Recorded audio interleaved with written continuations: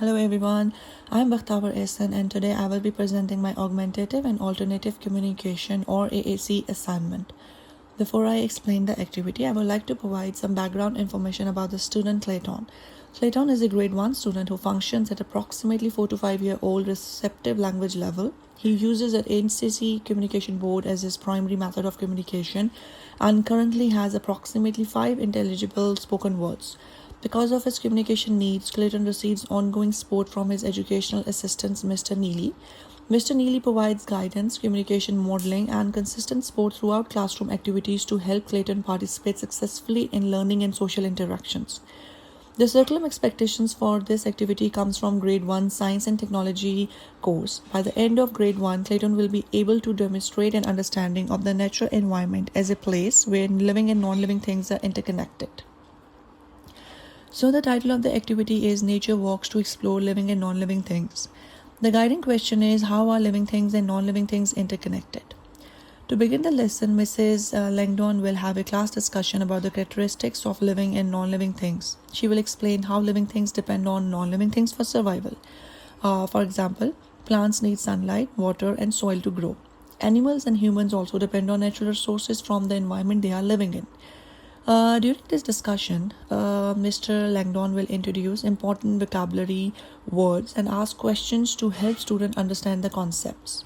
After the classroom discussion, the grade 1 students, including Clayton, will have to participate in a nature walk. During this walk, the students will observe living things such as flowers, trees, birds, and animals, and they will also identify non-living things such as rocks, ponds, sunlight, and trails. The purpose of this activity is to help students understand how living and non-living things are connected in the natural environment. Throughout the activity, Clayton will be using his AAC communication board to participate. He will walk with his friends and identify objects by pointing to pictures and symbols on his communication board.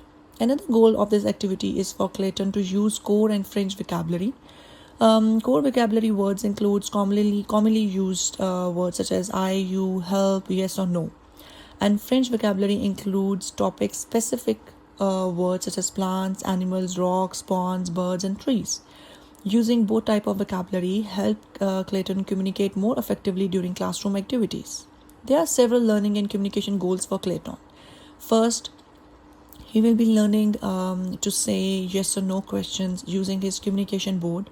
For example, if the teacher asks, do plants need sunlight to grow? Clayton can select yes.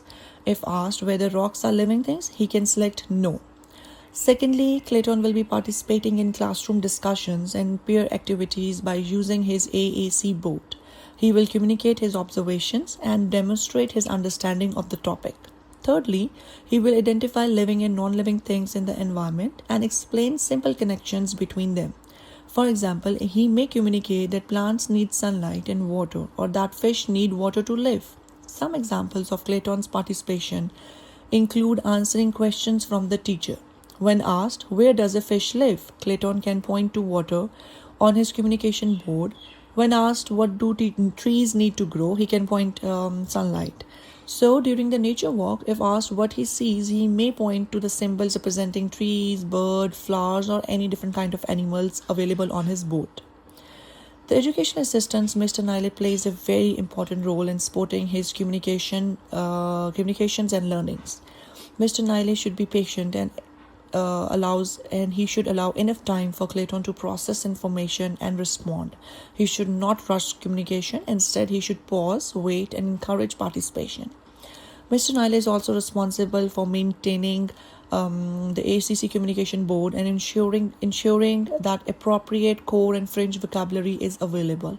He provides modeling when Clayton needs support. For example, if Clayton selects help, Mr. Nile can model additional words to expand communication and understanding. In addition, Mr. Nile checks Clayton's understanding by asking simple questions, using a respectful tone, asks permission to touch his device, and create a supportive environment so that he can easily communicate with his EA, Mr. Nile. The communication partner is also very important on the other hand because he understands that all behavior can be a form of communication. They observe the student carefully, try to understand their needs, and provide opportunities for meaningful communication. They ask questions, encourage conversations, and ensure that AAC device is always available to the student when they need it. A good communication partner is patient, moreover very supportive, and focused on the student's interests and needs. They help the student participate fully in learning and social interactions. In conclusion, this nature walk activity helps Clayton learn more about relationship between living and non-living things while developing his communication skills throughout the ACC board activity. With support of his class teacher, Mrs. Langdon, and his educational assistant, Mr. Neely, and other communication partners, Clayton can successfully participate in classroom discussions, answer questions, share observations, and achieve the curriculum expectations. Thank you for listening to me. Bye bye. Have a good day.